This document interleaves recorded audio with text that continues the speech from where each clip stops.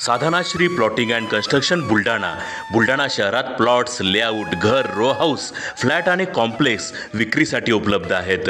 Booking सुरू आहेत. Podar layout, Sadhanashri नगर Khondewadi, Jambharun layout, Shri Ramlalla नगर इथे बुकिंग सुरू आहेत. ऑफिस पत्ता आहे डॉक्टर लद्दड हॉस्पिटल जवळ, पार्लेवार बिल्डिंग समोर, बुलढाणा. आणि संपर्क श्री गणेश सिंग जाधव सर सातगावकर, कार्यकारी संचालक. Phone number 7385 46 66 66.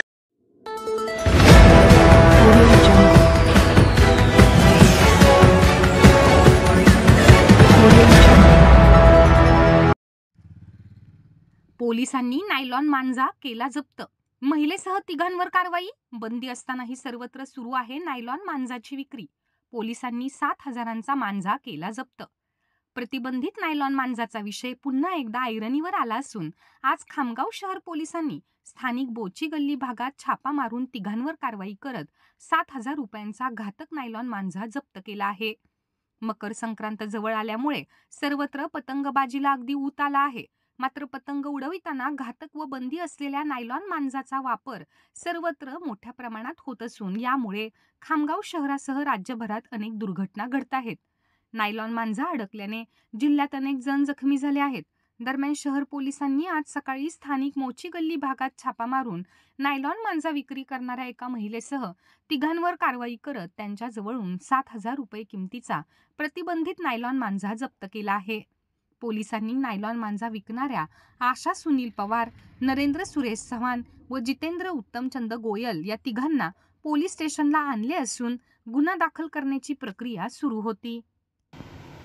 नायलॉन सिंथेटिक जो मांजा आहे तो अवैधरित्या बाजारात विक्रीला आहे आणि काही लोक लपून छपून तो विक्री करत असतात. त्यामुळे बऱ्याच दुर्घटनाही घडलेल्या आहेत. काल गोपाळनगरला पण गोपाळनगर शिवाजीनगर पोलीस स्टेशनच्या हद्दीत पण ही घटना घडली आणि नायलॉन मांजा विक्री करू नयेबाबत माननीय जिल्हाधिकारी सर यांचे आदेश पण आहेत की कोणीही विक्री करू नये, त्याला बंदी घातलेली आहे.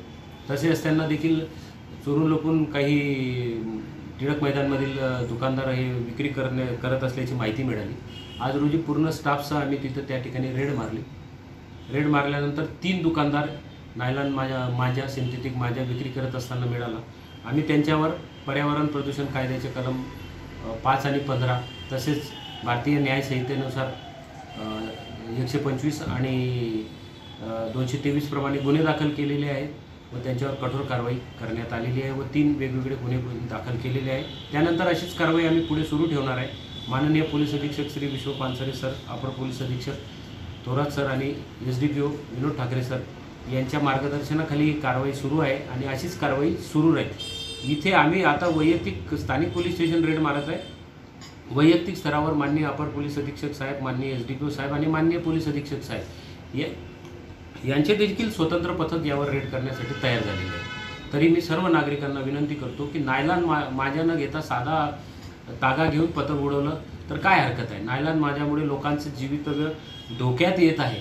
तर नागरिकांनाही विनंती आहे आणि दुकानदारांनाही आव्हान आहे, जर तुम्ही असं केलं तर कठोर कायदेशीर कारवाई